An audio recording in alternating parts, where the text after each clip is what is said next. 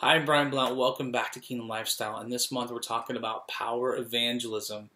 In our last session, we were talking about the approach and the five-step prayer model that I've developed.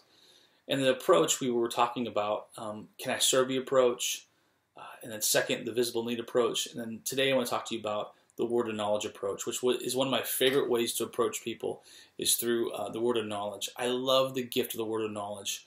When the Holy Spirit gives you information or insight into a person's life, whether that's physical or emotional insight, and you're able to share with them stuff about their life that you would not have known in the natural.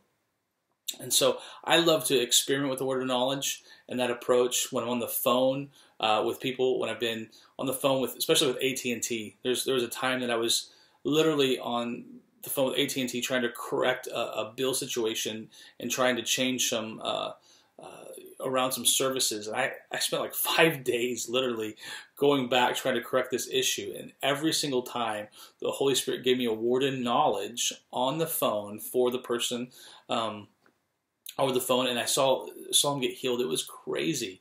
And so I love using the word of knowledge approach. Just the other day I was out and about, and I was walking through a park, and I see this lady, and she's sitting on a bench.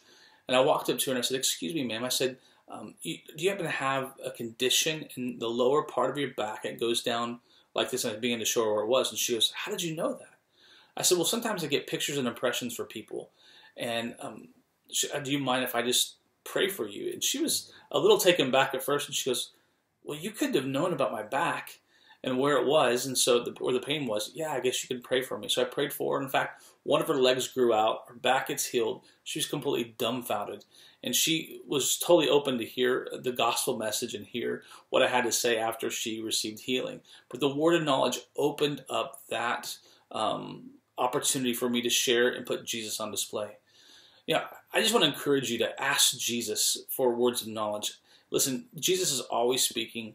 He's always communicating. He's working on the hearts of people around you all the time. What I found is that we just don't ask or we're not aware. And most of the time, words of knowledge come as fleeting thoughts. And if we learn how just to grab a hold of them, we'll begin to be used profoundly in them. And so over the last several years, I've just begun to listen to those little nudgings and have seen lots of people receive healing and come into the kingdom by just simply obeying Jesus in that simple way of stepping out in risk and saying, "Hey, do you happen to have this condition in your body? Hey, let's go live Jesus today."